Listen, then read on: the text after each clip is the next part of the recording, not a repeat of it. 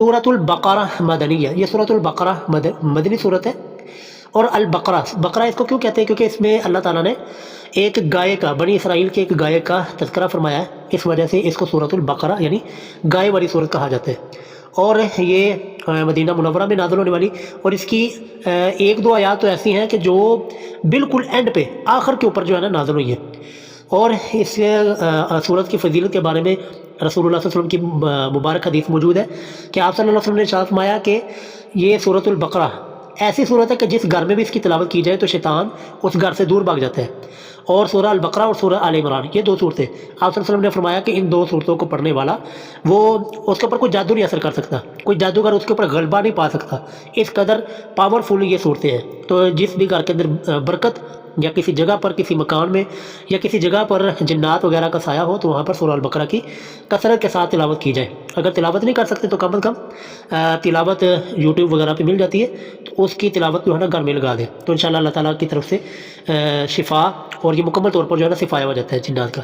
और ये बाकायदा आजमाया हुआ नुस्खा है कि जो भी हमारे पास कोई आता है ना, कोई इस तरह का कोई केस जादू जिन्नात वगैरह, तो हम कहते हैं यार बस हमें भी बुलाने की ज़रूरत नहीं है, हमें भी फ़ोन करने की ज़रूरत नहीं है, बस आप अपने घर के अंदर सूरह अल बकरा की तिलावत लगा दें। खुद नहीं तिलावत कर सकते तो चलो ये है कि यूट्यूब से वीडियो डाउनलोड करके ना अपने घर के अंदर ऊँची आवाज़ में लगा दो, तो अल्हम्दुलिल्लाह अल्लाह ताला करम कर देता है। तो बहुत सारे घरानों को और बहुत सारे लोगों को इसी सूरतों की वजह से अल्लाह ताला ने शिफा अता फरमाई है। तो जी उसके बाद जो मेन मामला है ना कि ये कुरान करीम की सूरह अल फातिहा के बाद, चलो सूरह फातिहा तो जो है ना एक मुकम्मल सूरत, तो सबसे पहले जो है ना अल्लाह ताला ने तरतीब या रसूलुल्लाह सल्लल्लाहु अलैहि वसल्लम और बाकी आपके असहाब की जो तरतीब के मुताबिक जो है ना सूरह अल बकरा को सबसे पहले नंबर पर रखा गया। क्यों? इसकी वजह क्या है? क्योंकि हमारा ईमान है कि अल्लाह और उसके रसूल के कामों के अंदर हिकमतें ज़रूर होती है, चाहे वो हमारे समझ में आए या ना आए, हम समझ सकें या ना समझ सकें, लेकिन उस काम के अंदर हिकमत ज़रूर होती है। अब इसी सूरह अल बकरा को ले लें कि सूरह अल बकरा को कुरान की इब्तिदा के अंदर रखा गया। क्यों? हालांकि ये तो मदीना के अंदर नाज़िल होने वाली सूरत है, और इसकी कुछ आयात तो वो इंशाल्लाह हम आगे जाके पढ़ेंगे भी। आयात ऐसी हैं कि जिनके बारे में तो ये है कि वो आखिर पे, यानी आखिरी जो आयत नाज़िल हुई ना, वो भी इस सूरत के अंदर मौजूद है। वत्तकू यौमन तुरजऊन फीही इलल्लाह, ये सूरह अल बकरा की आयत है, और ये बिल्कुल एंड पे नाज़िल हुई है।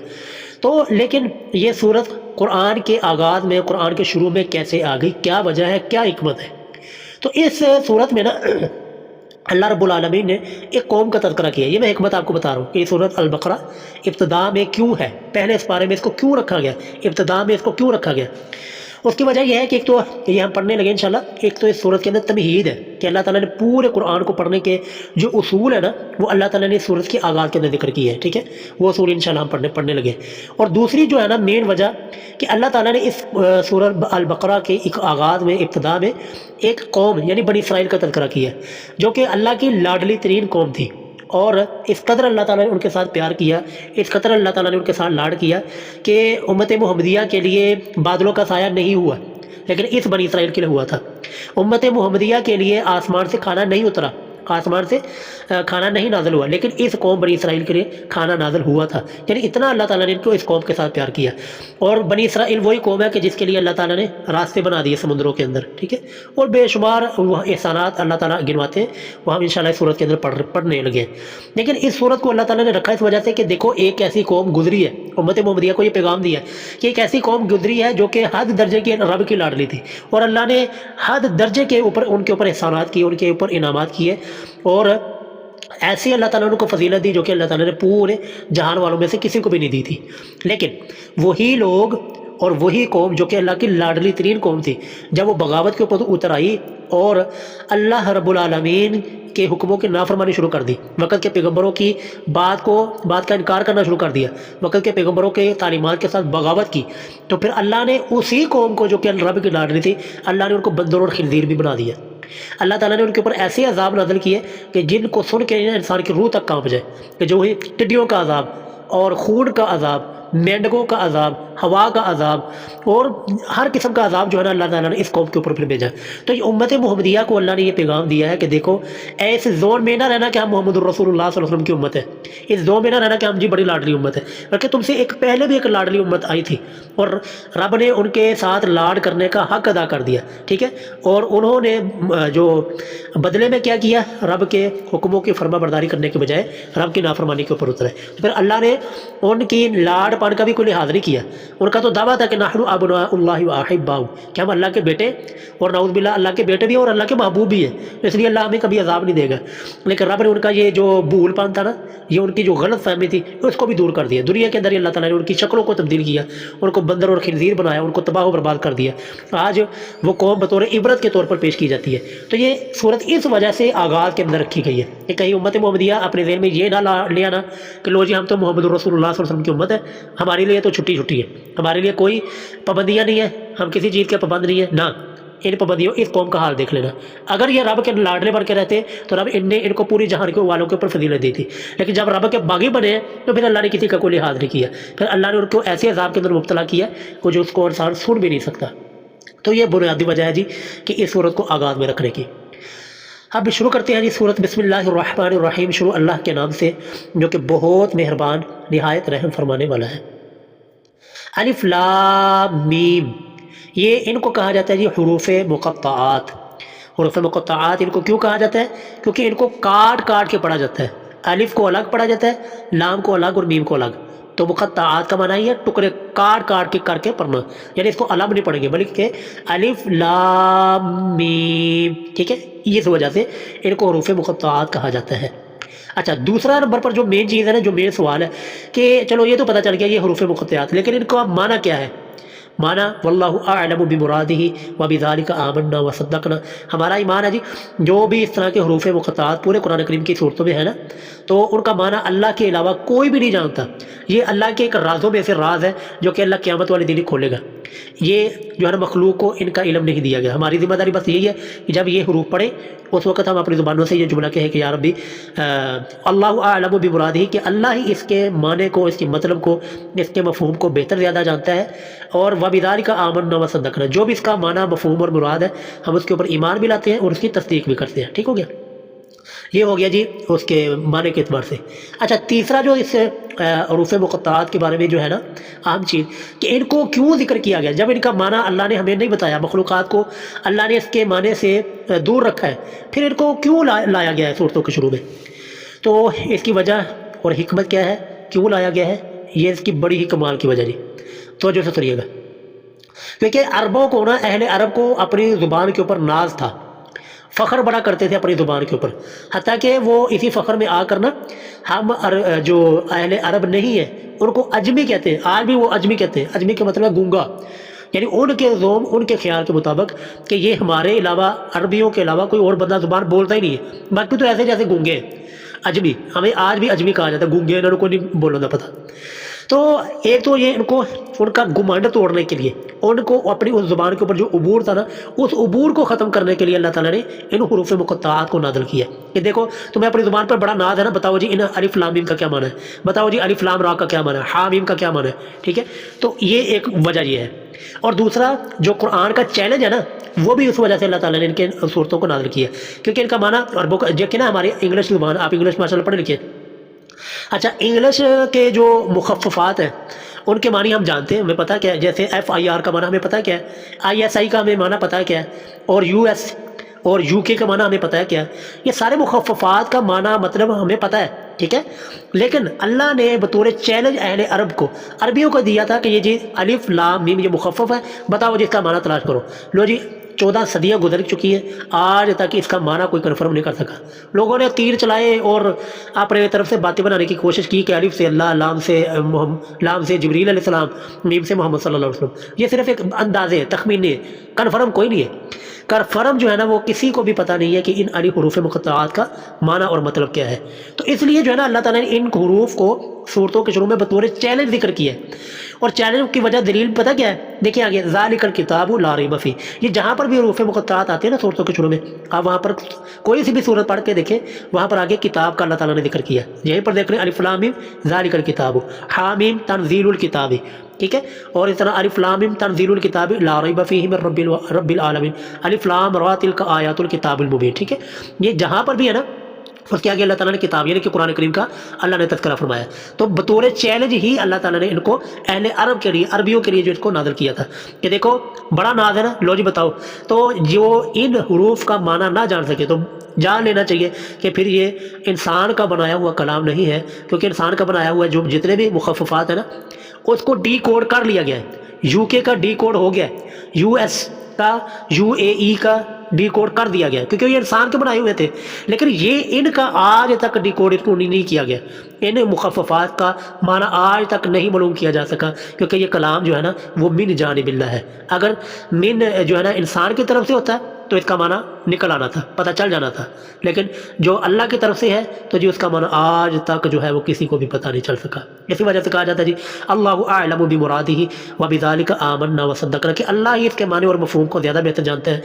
ہم جو بھی اس کا معنی مطلب ہے ہم اس کے اوپر ایمان لاتے ہیں اور اس کی تصدیق کرتے ہیں. اچھا جی، اس کے بعد جی اللہ فرماتے ہیں جی ذالک الکتاب لا ریب فیہ، کہ یہ جو کتاب، یہ جو قرآن تم پڑھنے لگے ہو نا، یہ کتاب تمہارے سامنے کھلی ہوئی ہے، اس کے اندر شک کوئی نہیں ہے.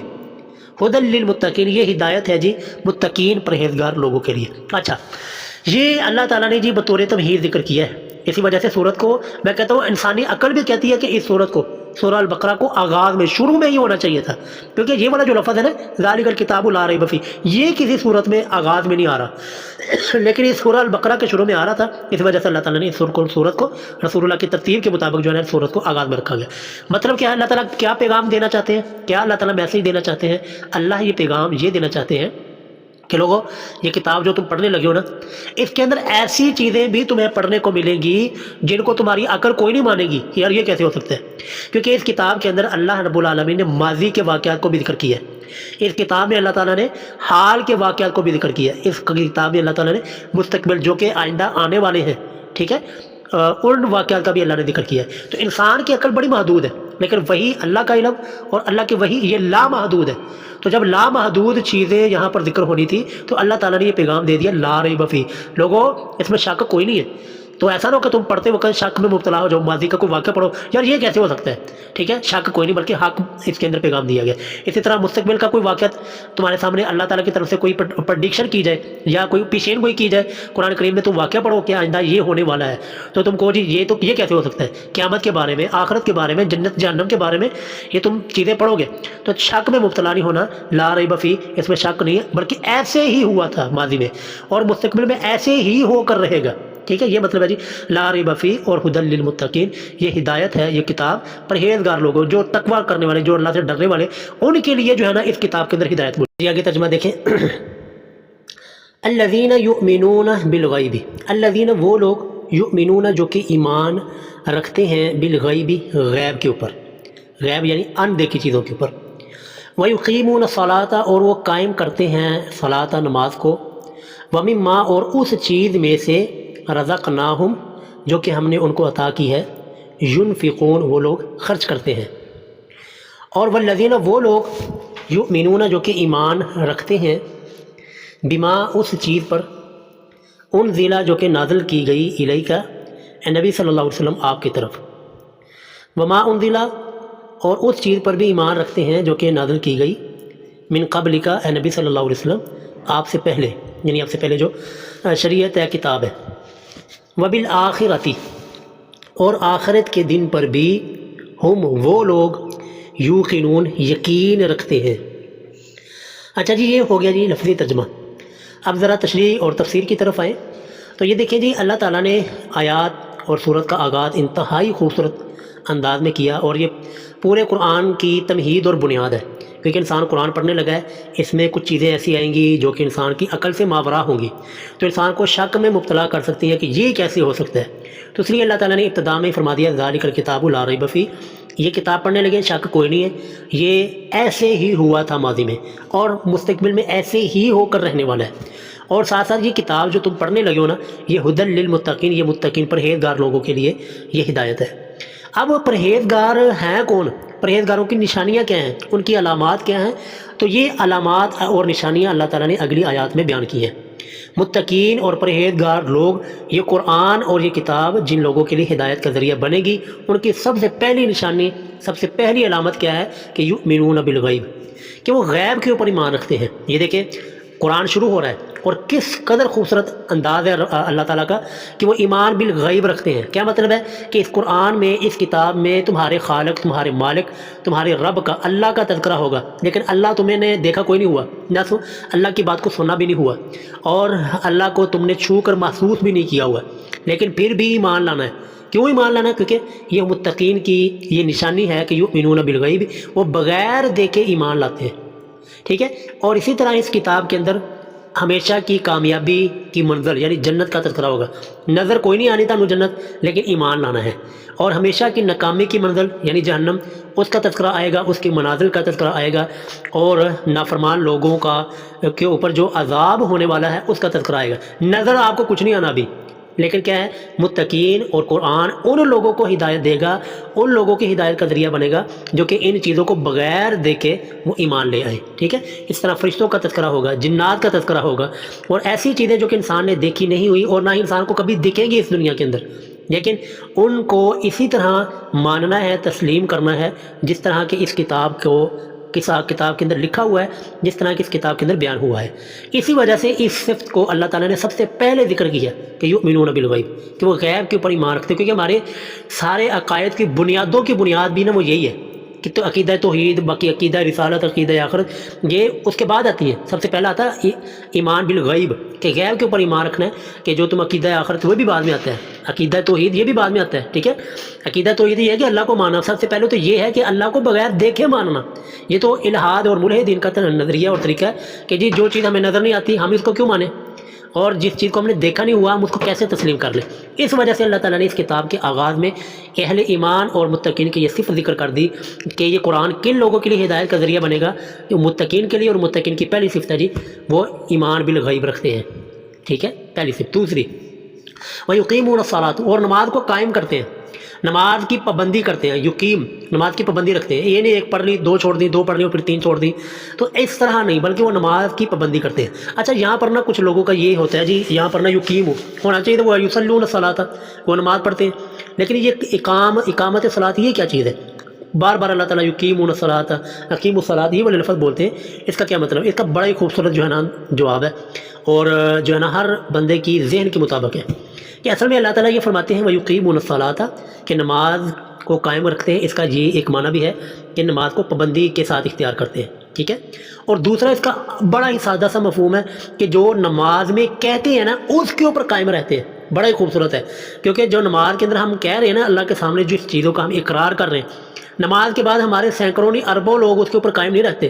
نماز کے اندر تو ہم نے کہہ دیا جی الحمدللہ رب العالمین، تمام تعریفیں اللہ کے لیے جو کہ تمام جہانوں والوں کا پالنے والا ہے، لیکن کیا نماز کے بعد لوگوں کا یہی عقیدہ ہے؟ لوگوں کا عقیدہ تو یہ داتا صاحب لاہور والوں کو پال رہے ہیں، اور سخی سرور فلام علاقے والوں کو پال رہے ہیں، اور اسلام آباد والوں کو بری امام سرکار کو پال رہے ہیں، یہ ہے عقیدہ لوگوں کے۔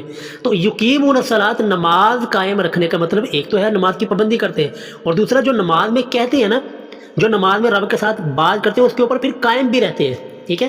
اسی طرح جی ایاک نعبد و ایاک نستعین، یا اللہ تیری ہی عبادت کرتے ہیں اور تو اسے ہی مدد مانگتے ہیں، لیکن کیا نماز کے بعد یہ کروڑوں اربوں لوگوں کا عقیدہ یہ اسی طرح رہتا ہے؟ نہیں، بدل جاتا ہے۔ سینکڑوں نہیں اربوں لوگ جو ہے وہ نماز کے فوراً بعد نعرے لگاتے ہیں یا رسول اللہ مدد، یا غوث مدد، یا تار مدد، ٹھیک ہے۔ تو اس لیے اللہ فرماتے ہیں وَيُقِيمُونَ الصَّلَاةَ، لوگوں نماز کو قائم رکھنے والے متقین ہیں، اور یہ قرآن انہی لوگوں کی ہدایت کا ذریعہ ہے، ٹھیک ہو گیا جی۔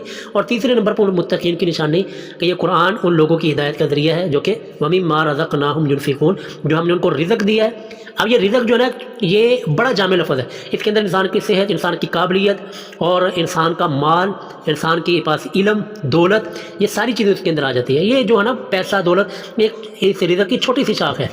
تو بہرحال اللہ فرماتے ہیں وَمِمَّا رَزَقْنَاهُمْ، جو ہم نے ان کو رزق دیا ہے، دولت، پیسہ، مال، دولت، شہرت دی ہے، اس میں سے یہ اللہ کے راستے میں خرچ بھی کرتے ہیں، اللہ کے راستے میں نکالتے ہیں، ٹھیک ہے۔ یہ جی متقین کی تین صفات۔ اور آگے جی اور وَالَّذِينَ يُؤْمِنُونَ بِمَا أُنزِلَ إِلَيْكَ، ٹھیک ہے، یہ آگے وہی چیز کہ وہ لوگ متقین اور یہ قرآن، یہ کتاب جن کے لیے ہدایت کا ذریعہ بنے گی، ہدایت کے اوپر ان کو کاربند رہے گی، ان کی چوتھی صفت کیا ہے، چوتھی خوبی ان کی کیا ہے کہ وہ یؤمنون بما انزل الیک، کہ وہ اے نبی صلی اللہ علیہ وسلم جو آپ کے اوپر نازل کیا گیا ہے اس کے اوپر ایمان رکھتے ہیں۔ یعنی کیا آپ کے اوپر نازل کیا گیا؟